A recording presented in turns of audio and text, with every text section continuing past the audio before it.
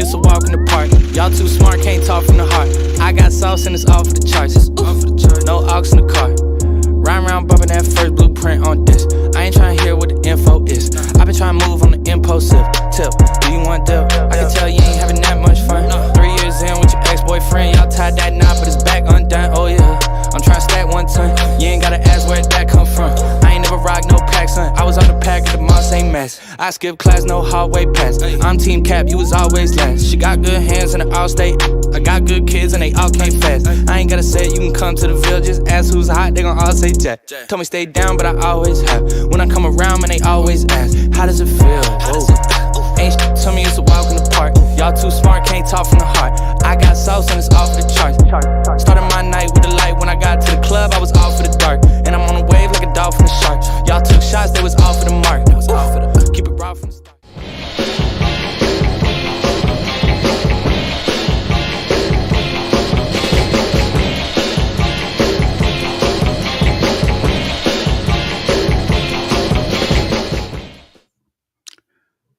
Good evening, everyone, and welcome into the large program Tigers Tonight. I'm your host, John Maddox, joined as always by the best co-host. Sorry, y'all, it's been a day. Co-host in all the land, Larry Marley in the palatial Marley Manor here in Hernando, Mississippi. Mr. Marley, how are you, sir? Oh, I'm fantastic. I'm actually at home. So, no, it was a great opening weekend, and I hope everybody enjoyed football. We had football basically from Thursday till last night.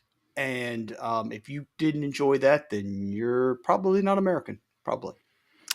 Well, what was played last night, I don't know that I would classify that as FBS football, looking at you, North Carolina. But let's now look to our northern office up there, Mr. Brian Moss. Brian, how are you, sir? Holding it down up here in New York. There's chill in the air, and I'm loving it. Yeah, we're allegedly supposed to cool off. It's been hot, and part of my deal is our downstairs air conditioner didn't work from Thursday until today. So we have that going for us. Yeah. All right. So as Larry said, we got through the first weekend, the first true, no offense to week 0, but the first real weekend of college football. And of course, that included a Memphis 45-10 win over the Chattanooga Mocs. Now, we had a whole discussion in the press box. This is critical information. What do you think, Brian, we'll start with you. What do you think the Mocs are named after? I have no idea. I mean, Larry? their logo is what, a little choo-choo guy train. So that's something like that. That's what I would figure. No, and I only know this because my daughter was thinking about going to UTC. It's a bird, and and it's I think it's the bird that's like known to be Tennessee State. The Tennessee State bird is the mockingbird, right? The mockingbird, and so it's the Mocs. But my first thought was, Brian, you wouldn't get this, but snakes, water moccasins are very prevalent here in the South. Right. And a snake, a venomous snake, just seems a lot more intimidating than a bird that I could hold in my hand. But I digress. Anyway. All right. So, Memphis won. And, regardless of whether it was a bird or a snake, Memphis picked up the W. And Brian, start with you. What is one of the things that really jumped off the page at you? To me, just how efficient Brendan Lewis was. We got to see him throw. We got to see him run. He made good decisions. I know it was, against a lower level opponent, but decision making is what I was looking for. And you didn't see, or at least I can't remember a bad decision by him. So for me, that's the first thing that stands out is, his first start at Memphis. His grade was just phenomenal. When you take a look at the Pro Football Focus, I think they graded him as a 4-star performance. But yeah, great performance by him. He was the first thing that stood out to me. Larry? Well, defensively, just how physical Memphis was. This reminded me very much of the defense we saw last year in the season opening win. Running, getting to the football, tackling, Now, again, I understand it's a lesser opponent, but we are comparing apples to apples when we think about last year's opening day game win and just swarming to the football and how well they played, especially against the run in the first half. They just absolutely shut UTC down. They had nowhere to go with the football. So I thought defensively, I thought it was very impressive. One of the things when against a lesser opponent, when you get way up, and we were up, I think 35-3 or something like that, um, you can let down a little bit, and yet the defense. I think we gave up a late touchdown. That was it in the second half, and I just thought defensively they looked. I'm not going to say they're as good as last year because I don't think that's probably true, but I do think physically, especially up front, they were as good as they were last year. I think that's fair. For me, what jumped off the page was Brendan Lewis's running ability. And now we knew he was a more of a running quarterback. So we had a long discussion about this at the press conference on Monday. And by the way, hope everybody had a good Labor Day. There's a huge difference between a running quarterback and a mobile quarterback. Brendan is a running quarterback. He's not just mobile. He's not just enough to escape out the side door. He can hurt you with his legs, as he showed on that long touchdown run he had.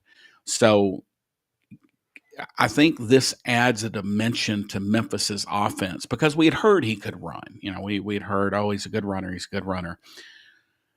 Well, I think he was as good as advertised, frankly. And then, of course, you said it, be the efficiency in the passing game, 22 of 28. 3 of those were drops. 1 of those was a throwaway, and the other one was an interception that was as a result of a busted protection, and he took a hit. Mike, we've been trying to think about that. Mike asked a great question here. We haven't had a running quarterback since, Billy Bearfield? Would you consider him running? Dude, I could outrun Billy Bearfield. But he not on that block he got on that long touchdown that D'Angelo had against UTEP. Okay. Maybe was, but now keep in mind, and Jeb, I'm sure, still has the counter going. Kitten Evans. I think Bearfield was probably more of a runner than that. But keep in mind why the other reason this is such a challenge. Absolutely, it's if you haven't seen what we're talking about, just go to the YouTube search, D'Angelo Williams UTEP. I want to say it was 02, I think. And there's this great run that it's the best run I've seen in person before.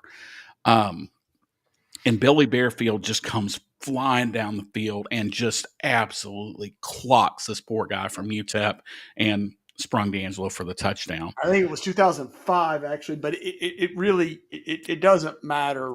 But the point is, yeah, Jeb had this running count for a long time. One of the reasons this is such a challenge is I want to say like it's this absurd number up until Paxton. It was like 18 different guys played quarterback for Memphis over like 10 seasons. Yeah. So it gets to be really challenging to count the guys. But right, Ryan, I do think this sort of unlocks maybe part of the Memphis offense, especially for Coach Cramsey, that now he can do even more things like true RPOs. I want to get into that in a second, but like true RPOs, just straight up quarterback runs. I think this kind of opens the playbook up. Yeah, and it's a different time, but the last time Memphis quarterback led the team in rushing and passing in the same year was, you want to take a wild guess on the year? You may not probably guess the quarterback. I heard it in passing, 2011. No, I'll have to recheck my stats then, because I wrote an article. Let's see, when was this? For the year, not for the game, right? For the year, for the whole year. 1990, Keith Benton led the Tigers in passing with 1265 and rushing with 612 yards for the whole season. I don't think that will happen this year. No, but But I do think when you look at, like I said, what he said, and for all my announcers out there, if you're an announcer, why am I blurred out Yeah, here? I was Anyway, wondering about that. You look Uh, good, anyway, you're though. you're as long being as, very offensive. We had to blur you out. yeah, not the first time, won't be the last. As long as you can hear me, that's all that matters. This is probably an improvement from the visual perspective. To all my announcers out there, just because a quarterback fakes a handoff inside, it's not an RPO. Let me say that again. It's not an RPO. I see that all the time. We did see, Larry, some actual real RPO. And Yes. kind of the dead giveaway of that is when the quarterback fakes and then he kind of just automatically swings outside and throws. You almost never see a long pass off an RPO. But just this unlocks something, I think, for Memphis. Well, and I'll tell a really brief story. Um, when we were playing Tennessee State back in the day, I do not remember the name of the quarterback, but he came to Memphis and was at Memphis for Jeb probably remembers. This was 91, 92, something like that. He had played at Westwood. Anyway, he went to Tennessee State. That was the first time I ever saw an RPO, an actual Quentin RPO. Evans. Yes, that's it, Evans. That's right. Anyway, he would go out and exactly what you said, John. He could cut it up and he makes it. It's an option, is what it is. It's an option. You're optioning the either the safety or the cornerback. Okay, because you're basically making that guy pick between you and the receiver, and that's what a true RPO. We really haven't been doing that too much. What we've been doing is sort of a. It's really not even an RPO, really, because there was no run option on that other than to hand off, right? But there was never going to be a run from the quarterback. So, John, to your point, now you can actually see him, and he's optioning either the outside linebacker or the safety every single time. He's making that guy pick. I thought it was enlightening to see when we did fake, the handoff. He would actually cut it outside instead of immediately turning up, which that stretches the defense even further. This week is going to be really interesting to me to see if they open that up, John, to see if they do if he fakes the RPO, steps back and looks across the middle. Stuff like that. That's where you really are going to start seeing those linebackers stretched, because now you can look at, and actually he did do that in one play. He got flushed and he came back across the middle to the tight end, and you could see how stretched those tight ends or the linebackers were. Yeah, sorry. I think I've pretty much lost my camera. So That's okay. you guys get to stare at the black screen. Actually, you can just stare at my beautiful face. That should tide everyone over.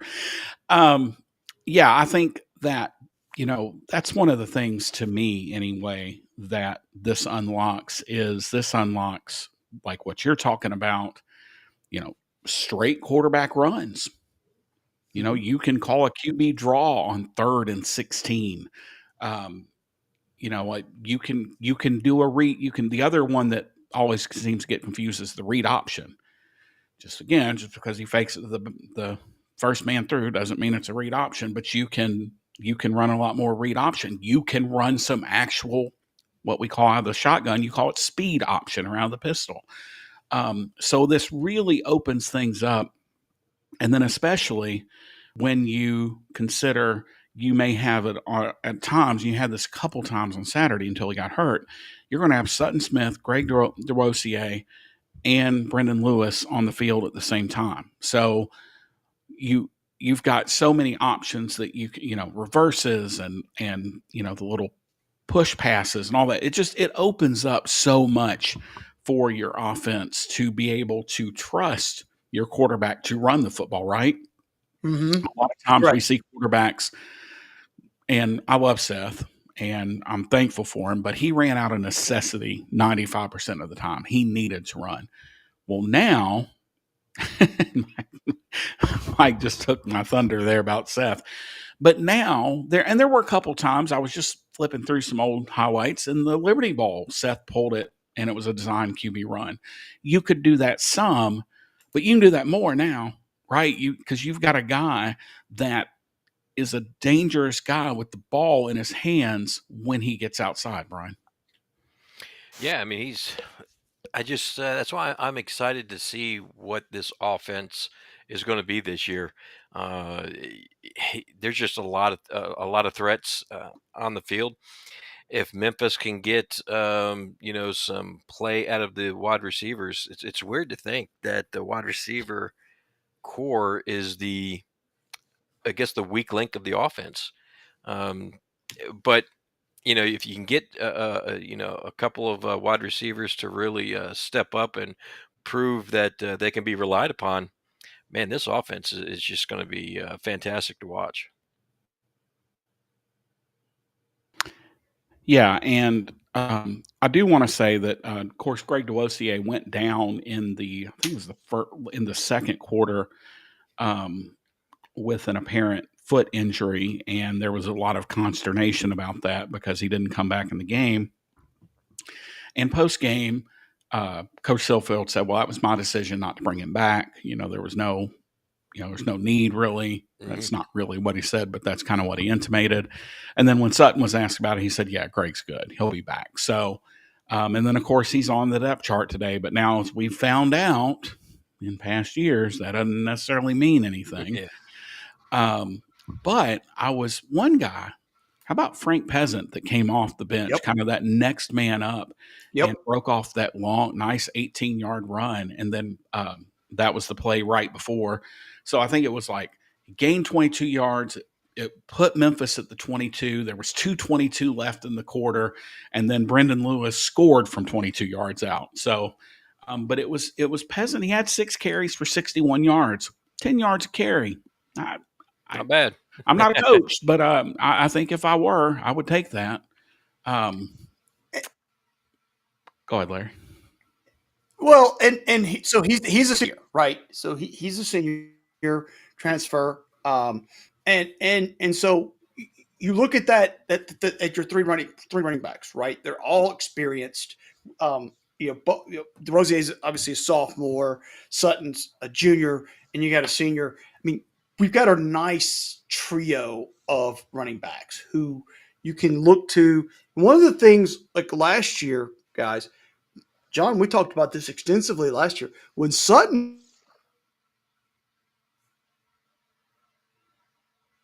early on, until DeRosier sort of developed a little bit into the offense. And now I think we're fairly confident that if we lose one of those guys, let's hope it doesn't happen. But if it does, I think we've got enough depth. You also got Bodiford there, right? I mean, and I think we've got enough depth there that we can look to not have the same sort of drop off that we had last year, because we did. There was a stretch there, if you'll recall, when we played USF and Rice and Middle Tennessee, where you could see that the offense was not clicking, and that was because of the law. I believe because of the loss of Sutton Smith. Well, you had an offense that was pretty much predicated on Sutton last year, right? And when he goes down, that creates a problem. You mentioned Bodiford. Brian, dare I say, we have the new Brandon Thomas. Yep. Because that's the situation he was put in, and he was successful. He had 3 carries. He needed 1 yard each time, and he ended up with 3 carries for 3 yards. So, and that's what you do. You have to have role players. One of the other things is Memphis had 10 different people catch the football, and Dorsey had 4 catches for 16 yards and should have had another one. Like Brendan, that first TD drop. I mean, Brendan just put the biscuit in the basket with that one. And, but Dorsey struggled. But you know what? Braham came off the bench and had 3 for 52 yards. Hawkins had 3 for 42. Christian Ross got involved a little bit in the passing game. Bussey got involved. Matt Adcock got involved. Brady Cluse got involved. And I think that is, and I asked Brendan about that in the post game, and he was kind of evasive about it, but it's like, that's got to feel good, right? To have 10 different guys catch at least one pass in a game. And so now the pressure's even off of you more, because although I do think you'll have to develop this at some point, and honestly, it's probably Bram if we're taking odds. He didn't have to have a guy. You know what I mean? He didn't have to have a guy because the game wasn't close. But there's going to come a time, and we talked about this a couple weeks ago, there's going to come a time where Memphis is down 27-24 with 3 minutes to go in the fourth period or the fourth quarter. It's 3rd and 7 from their own 23, and it's a gotta get. He's going to have somebody that's the gotta get guy. So, that's maybe something I think that's still out there. I thought Spedic did a great job kicking. I was just going to say him. I mean, 7 of 8. And it wasn't close. Like everything was dead down the middle. Like that. Look, you guys know I don't like kickers. I still don't. But he was dead down the middle.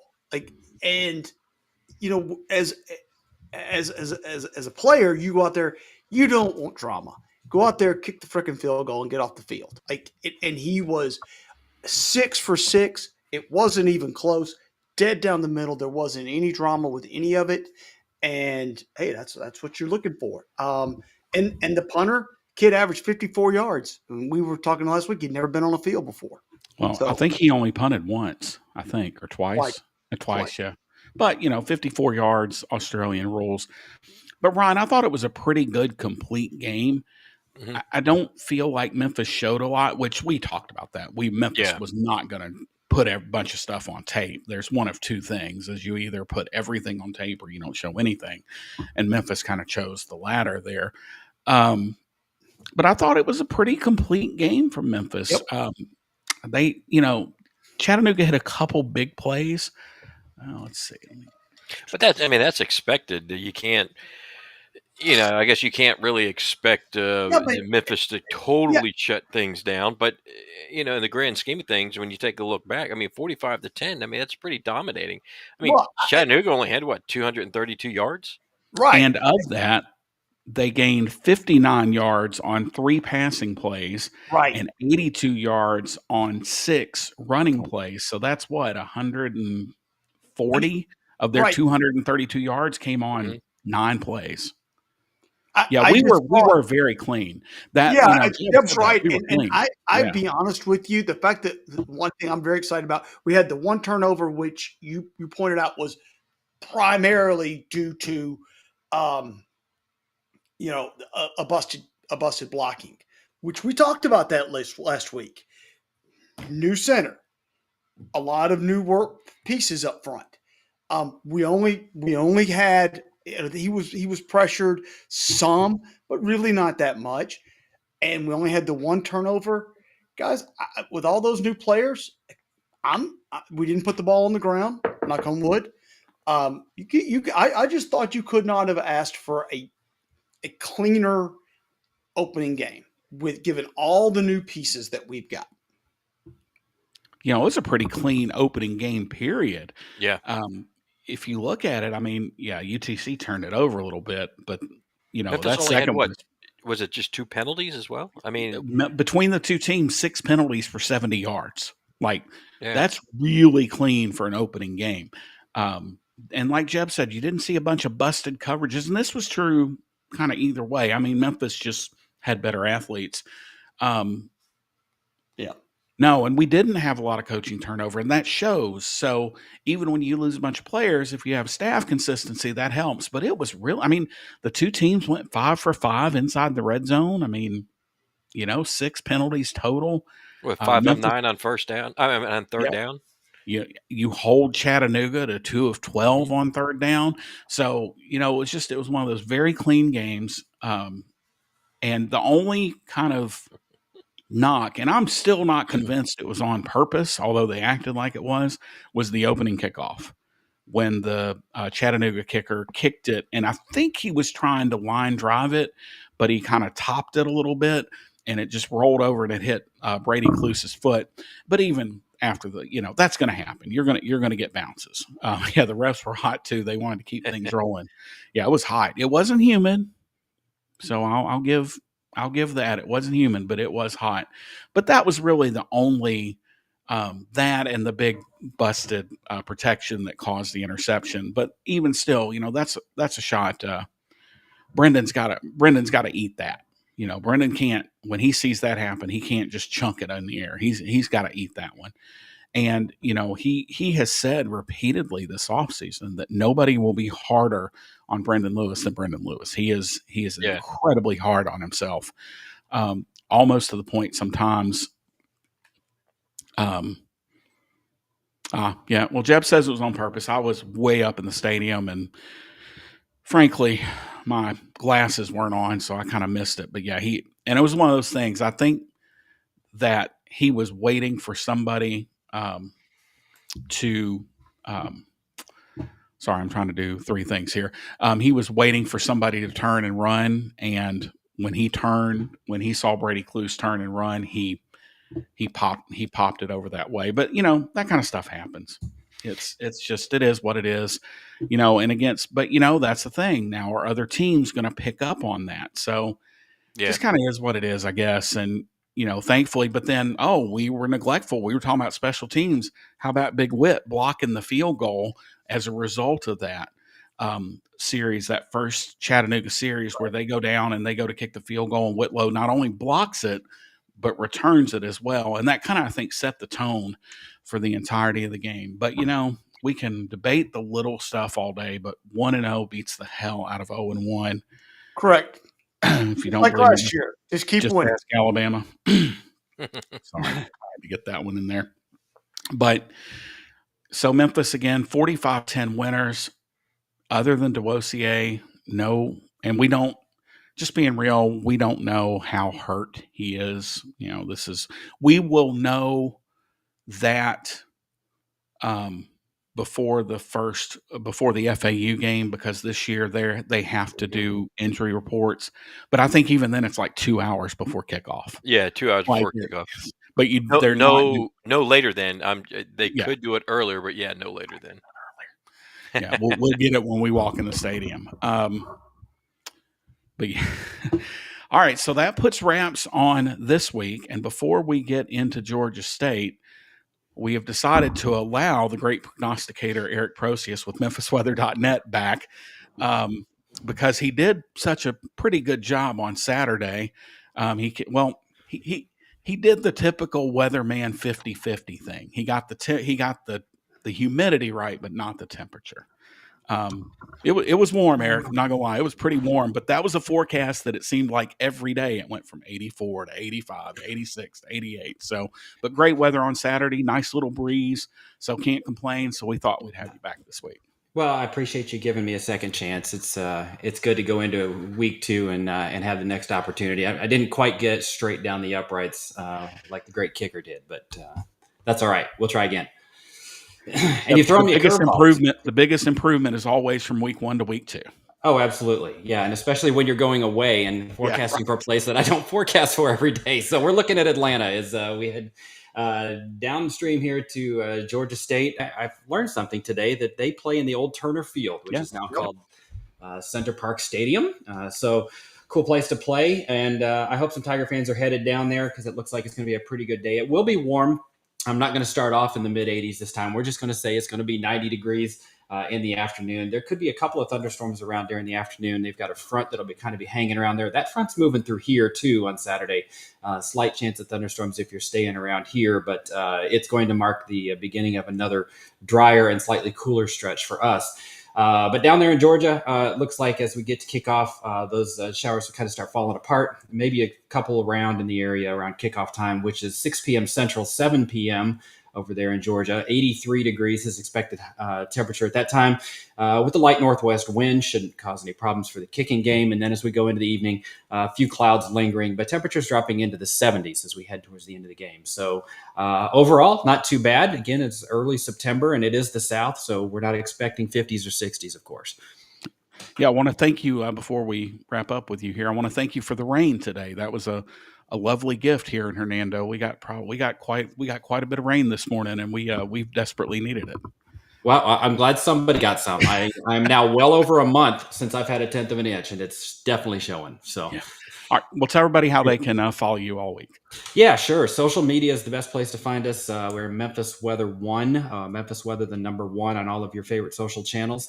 And a quick plug also for the redesigned website. We redid this summer, and it's also mobile friendly. So you can actually make it into a mobile app on your phone, get all the latest updates from us, the forecast, the radar, everything. Go to www.memphisweather.net. Get all of your information there for the Memphis area. Appreciate you guys. Awesome. Thanks for joining us, and we're going to challenge you a little more next week with Troy, Alabama. I promise you that. Get you a little more off your game. I'm going to get out my old map book and see if I can figure out where that place is. Thanks, Eric. Appreciate it. All right, take care. MemphisWeather.net, Eric Procius with the forecast. So it doesn't look like the weather is going to be a factor as Memphis goes to Georgia State. But before we get into kind of the specifics of the game, one thing that Coach Silverfield talked about is he talked to the Vanderbilt staff. That's a weird place to play because of the configuration of the stadium. And this is also the remake of the 2017 game where Memphis was supposed to go down there. But pile on another reason to hate UCF, that whole fiasco with the hurricane where they let Memphis fly down there and then fly back. And so we had to reschedule UCF and push this game off. So finally, we're getting this game out of the way. I think even though it's a road game against a Sun Belt team, I think one thing that probably, Brian, makes the staff happy is this is an area that has been historically, recruiting-wise, has been very, very good to Memphis. Even thinking back to guys like Mo Avery, this has historically been one of our kind of bellwether areas for recruiting. And so this is a good chance to maybe put the product in front of some kids that you're recruiting in that area. Oh, most definitely. And I know schools do this because they do it to Memphis. If they're recruiting a kid in that area, they'll tell that kid, hey, contact Georgia State, tell them you want to visit. And so really they're visiting Georgia State, but they're really there to look at Memphis. So, it's just the recruiting chess match that they play. So yeah, expect some visitors to go to or some recruits to visit Georgia State, but they're really going to be looking at Memphis. And Georgia, it's a hotbed around the Atlanta area. There's plenty of talent in that area. And Georgia is just another one of those states, not as heavily recruited as California or Texas, but to me, I think it's a top 10 state. There's a lot of talent there, and it's a close enough drive too for parents. The ESPN deal is great, but as a parent, you want to see your kid live. You want to be in person, and Memphis is not that far away. And now that you're playing in Atlanta, so the parents of the kids, Georgia kids, they get to see them, a lot closer. It's a big plus. So I don't mind Memphis playing teams like this, but you just don't want to have your whole schedule, your whole out of conference schedule lined up with this. But once every great while, yeah, it's nice that a kid can say, I'm going to play in my home state. Well, how about this? AJ Hill, Warner Robins, Sutton Smith, Powder Springs.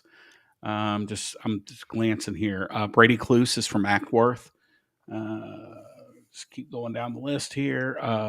Parker Peterson, right tackle. Alpharetta, looking defensively. And I'm glancing at the two deep. Everett Rusau is from Atlanta itself. He, transferred in from UAB.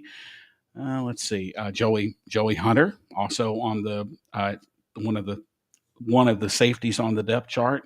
DeMarco Ward, who had the pick six from Duluth, Ian Williams, Cartersville, Georgia. So that just goes to show what I'm saying here is, that is an area that Memphis has been really, really good for a very long time at recruiting. And Brian, certainly you don't insinuate that there are recruiting shenanigans that go on. And but think about like, that's a great way to not break a rule, but to get yourself in front of it, to get a kid in front of you, is to say, hey, yeah, I know you're committed to us or we're in your top 3. We're going to be in Atlanta. Then, there's no expense to Georgia State. And they know, right? Yeah. Like they have to know what's going on here. And if they don't have a bunch of kids on visits, then, fair play and just, let the kid come, because frankly, usually the same Memphis and Georgia State are typically not recruiting the same kids. So it just gives you another chance to get in front of your kids and get kids in front of you. And, I don't know, is there a bump rule with college? Like if you see somebody, like I don't know recruiting rules, but the Memphis staff, can they even have incidental contact with a recruit that's on a Georgia State? You know what I'm saying? Like, oh, hey. Yeah, normally that the opportunity for that really doesn't happen because, Georgia State would keep the recruits, obviously separate in a different area. Same thing with Memphis. Think about it, when Arkansas comes to play Memphis, there's going to be some kids that Arkansas will be like, hey, go to this Memphis game, check us out, but Memphis is not going to allow those kids to get close to anyone near the Arkansas State sideline. So same thing with Georgia State. They won't be anywhere close to the Memphis. Yeah, and again, it's just a situation where typically they are not recruiting the same kid. Little Georgia State news ahead of this weekend's game. They apparently somehow TJ Finley, this will be his, I think, 6th college, still has eligibility, and he is enrolled and he is on the roster for Georgia State. TJ Finley, the well-traveled quarterback, Western Kentucky, Texas State. Where am I? Dude has been on more teams. I mean, you just think about this for a second. Like, who's the quarterback? The bearded quarterback that played for every NFL team. Like, I swear, I can't remember his name, but like you see guys like that, right? Fitzpatrick, is that who you're thinking of? Fitzpatrick, Ryan Fitzpatrick. Yeah, this guy's like Ryan Fitzpatrick, right? He's on every team. Like, you turn around, he's playing somewhere else. And when you said his name, I was like, wait a minute, is that the guy from like 5 years ago? Like, yeah, he started at LSU in 2020. He was at Auburn, Texas State, Western Kentucky, and now at Georgia State. 23 years old, from Ponchatoula, Louisiana. Well, Jeb, I don't know about that. I think he says if he was worth a damn, he wouldn't be year 8 at Georgia State. I don't know about this new vibe is just, I don't think you can tell how good a player is anymore based on that. But like, he's had some injury issues. I think he only played like 3 games at Texas State, but yeah, it has been a journey for him. But will he play? Is it a similar situation to what Cortez Bram, what Memphis was looking at with him? But here's the reality too, guys. Georgia State got smoked 63-7 by Mississippi on Saturday, and they had 69 whole passing yards. So I think, but if I were Christian Veilleux or Cam Brown at Georgia State, and I looked at that and I said, all right, well, they're calling in a ringer. They're calling in a 6th-year guy. What does that say about the position of the quarterback room at Georgia State when you're willing to go out and get a guy and say, all right, well, we know you've been here 5 days. He will play. I'm pretty confident say that he will play. Now, how much he plays, who knows? That's, I don't pretend to know, but I think that says a lot about that quarterback room that you would say, all right, we're week 2. We need to go get somebody that can actually function as a quarterback. Yeah, those quarterbacks on Georgia State are not very accurate. So they need all the help they can get. 12 of 25, which is a 48-yard completion percentage for 69 yards with 1 touchdown and 1 interception. Now, as far as players that could hurt Memphis, they have an outstanding wide receiver. Of course, they're coached on, let me kind of go through this part, by Dell McGee, who comes over from Georgia. This is his second year. He was the running game coordinator there, but he's got Hugh Jackson as his offensive coordinator. Travis Pearson is his defensive coordinator. Damian Craig coaches wide receivers. Enrique Davis coaches running back. So a lot of talent on that coaching staff. Carter Blunt, who's their associate head coach and also special teams coordinator. So a lot of talent on that staff. And then, they've got a couple guys on the offensive side of the ball. I just lost his name. It's he's a wide receiver. And now I can't believe I just completely whiffed on it. Hurst. Hurst. Yeah, Hurst. Coach Silverfield mentioned him, and he said this may be one of the best defensive lines that we play this year. Now, some of that's probably coach speak, but in this transfer era, Larry, there's talent everywhere. Everybody's got dudes that can play, and this is a game I think Memphis does have to focus. They do have to have some focus in this game. Well, you're going to have to scheme around some players in this game, right? I mean, you were just better at more or less every position last week, right? I mean, this week you're going to have spots where you're going to have to, okay, up front we may have to scheme against this guy, or we may have to put an extra blocker here to keep Lewis from being pressured the whole game. And this is where it is different. You are stepping up in talent. How much of a step that is, we can argue, but the bottom line is it is better. You got better players, better coaches, and that's no knock on UTC. But you've just got there's a lot of talent, and to your point, it used to be that a kid would go to a school, and even if he sat on the bench, he just stayed there, right? I mean, you couldn't go. Now, if a kid goes to Georgia or Georgia Tech, and you're getting recruited over, he can go to Georgia State, and he'll probably get be on the 2 deep if he's good, right? And that's what you're talking about. So there's talent everywhere. It's just a matter of can you get a team together?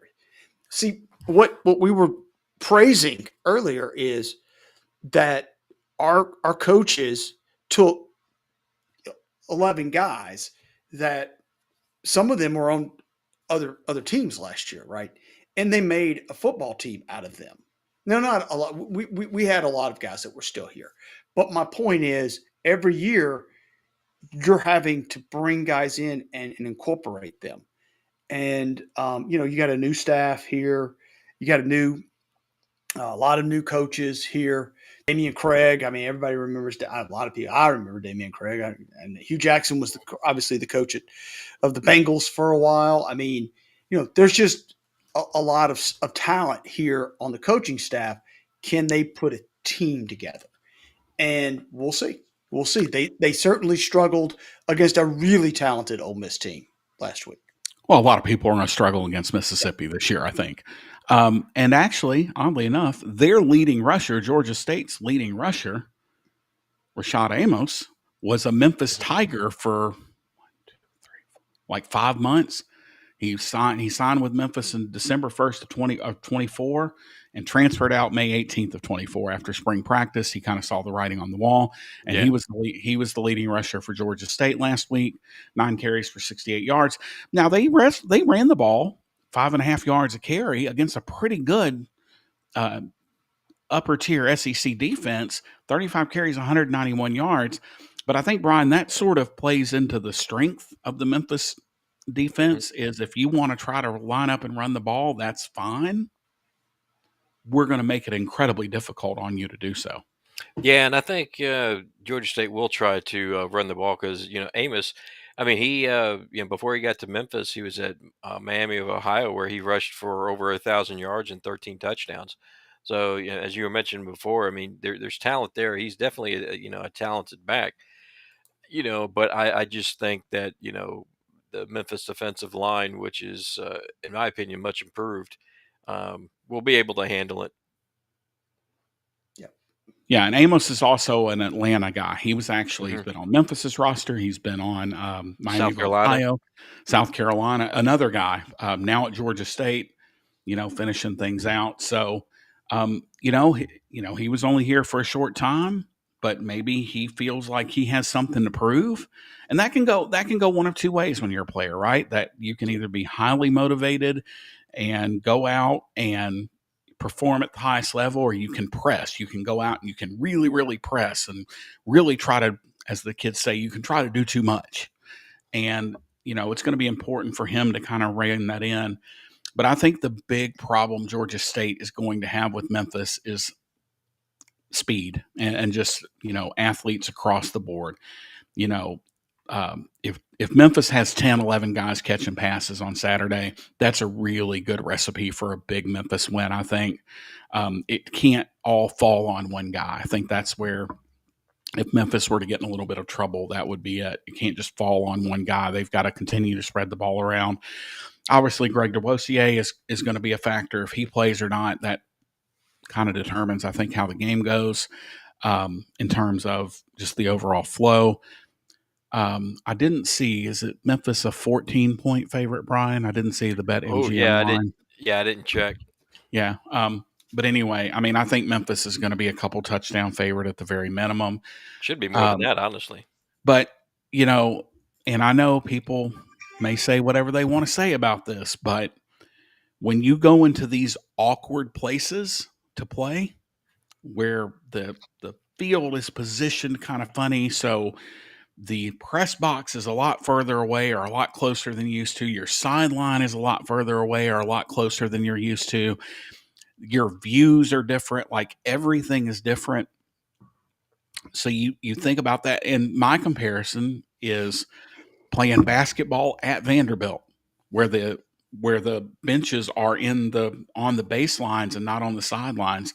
So I haven't seen the configuration, but I'm sure it's going to be awkward because you're in a former baseball facility that has now been repurposed, and they've done a really nice job from what I've seen.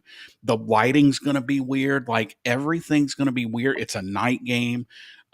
How does the wind move, whatever wind there is? How is it moving in the stadium versus your traditional bowl? So it's one of those things where weird things can happen. I just feel like Memphis is pretty significantly better than Georgia State, and you don't have the danger you're going to have that we'll talk about next week. I really doubt Memphis is looking past Georgia State to look for Troy. Like I just, and that's no offense to the fine people of Troy, Alabama, fine school down there. Looking forward to visiting with them again. But Are you I don't really? Are you really?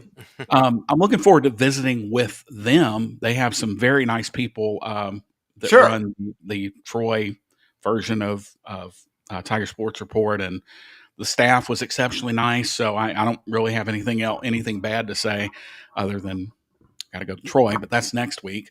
But I don't think you're going to have the look ahead, Brian. So I feel Yeah. like this is a game Right. that is going to kind of be straight up. Right. Other than the weirdness of the conditions. You're just lining up the guy across from you, and you just got to play assignment football. Yeah, I mean, they'll get Memphis's full attention, and it's another, I guess a game where Memphis can just really hone in on the fundamentals of football. Do your job. I don't think they're really going to show much again. Um, so yeah, just I'm not. I'm still expecting a beatdown, but yeah, no trick plays, nothing out of the ordinary. I think it'd be roughly the same play calling that we saw against Chattanooga. Quite honestly, So, well, one of the things I will say, like, if for those of you who have not been to Atlanta recently, it's extremely easy to get there now. If you haven't made the drive in a while, Interstate 22. If you haven't been to Birmingham, a lot of people have, but if you haven't been to Birmingham, Interstate 22 is amazing. And just hop on 22, and from my house to Atlanta, which used to take 6.5 hours, is now a 5 hour easily. I can be there in 5 hours. I do that. I've done that probably 4 or 5 times this year already. Let's start with that. The stadium is not, if you've ever been there, it's not in the greatest part of town. Okay. It's not. It's just south of downtown Atlanta. But having said that, this is an easy game to go to and really just enjoy yourself. Um, Atlanta is a cool town. There's lots of cool things to do. It'll be a Saturday after the game. There'll be a lot of stuff for you to go do if you want to, right? So just go enjoy yourself and have a good time. And I agree with you, Brian. I don't see any scenario with this. I don't know about a beatdown, but this should be a comfortable win. Very similar, probably I would think, to the Troy game here last year, where it's pretty comfortable and we're just sort of coasting there in the fourth quarter. It is Memphis is minus 13.5. The over under is 56.5. If I were a betting man, I would take Memphis to cover and take the under. That's just, just from me to you, just free advice. Take it, it's worth what you're paying for it. Free advice, but yeah, 13.5 on BetMGM, who is the official betting partner of On3. Yep. And 56.5 is the total. So we'll see what happens. Yeah. I'm actually, Jeb, it's funny you say Kennesaw. That is exactly where I'm staying. I'm going down. I've got several friends, as you would expect, that live in the Atlanta area, and I'm actually going to have dinner with one of them on Friday, and then lunch with another one on Saturday, and then I'm staying up in Kennesaw, which is about 25 minutes from the stadium, and then hightailing it back home on Sunday morning. But I'm looking forward to it. It'll be my first trip to Turner Field. The last time I was in Atlanta, I was supposed to go to a Braves game there, but something happened. It got rained out or something, so I didn't get to go. So looking forward to seeing it. As Mike said, Memphis was supposed to open Center Park Stadium in 2017. So, and I do want to shout out, how about the length of the game on Saturday? 3 hours and 1 minute. John Maddox stamp of approval. Doesn't get much better than that. All right. So let's see. So 6 p.m. I think kickoff's like 6:07. This will be on ESPN Plus again. Let me see if I can pull the official thing back up here. Sorry, I'm trying to pull up the game notes here, and I'm having as much success as it sounds like I'm having. Let's see. All right. Yeah, the refs were hot too. Everybody was ready to get out of town. So the play-by-play and analyst has not yet been unveiled. It will be on ESPN Plus. Memphis and Georgia State have played one time before, of course, and that was in 2018 here when Memphis won 59-22. So we will look at the Center Park Stadium scoreboard at 9:04 Central Time.